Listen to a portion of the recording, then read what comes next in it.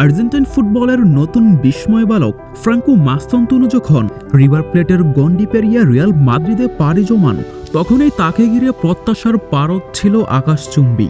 প্রায় ৬৮ মিলিয়ন ইউরোর বিশাল ট্রান্সফার ফি নিয়ে মাদ্রিদে আসা এই তরুণ তুর্কির শুরুটা যতটা রাজকীয় ছিল, বর্তমান পারফরমেন্স ঠিক ততটাই স্লান। রিভার প্লেটের ঐতিহাসিক নাম্বার 10 ঐতিহ্যের উত্তরাধিকারী হিসেবে মাস্তান্তোনো ছিলেন একজন শৈল্পিক প্লেমেকার। বোকা জুনিয়র্সের বিপক্ষে সেই চোখ ধাঁধানো ফ্রিকিক কিংবা মাঝমাঠ থেকে বল কেড়ে নিয়ে আক্রমণে ওঠার যে সাবলীল ছন্দ আর্জেন্টিনায় দেখা গিয়েছিল, সান্তিয়াগো বার্নাব্যুর সাদা জার্সিতে তার ছিটেফোঁটাও দেখা যাচ্ছে না।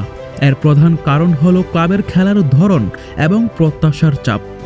রিভার প্লেটে মাস্তান্তোনো খেলতেন একজন ফ্রি রুমিং প্লেমেকার হিসেবে। পুরো মাঠ চষে বেড়ানো এবং বল নিয়ে সেন্ট্রাল জোনে ঢুকে পড়ার স্বাধীনতা তার ছিল।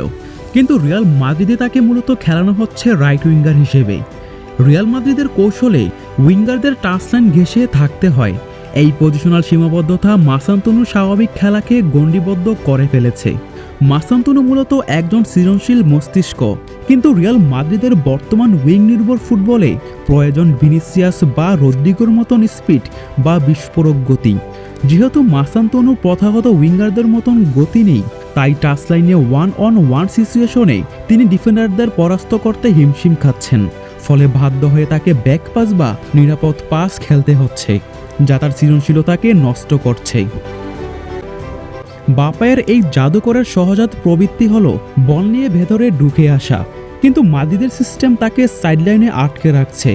যখন একজন সৃষ্টিশীল খেলোয়াড়কে তার পছন্দের সেন্ট্রাল জোন থেকে সরিয়ে উইংয়ে বন্দী করা হয়, তখন তিনি তার সিগনেচার পাস বা থ্রো বলগুলো দেওয়ার সুযোগ হারান। এই কৌশলগত দ্বন্দ্বই তার পারফরমেন্স খরা বা আউট অফ ফর্ম থাকার মূল কারণ।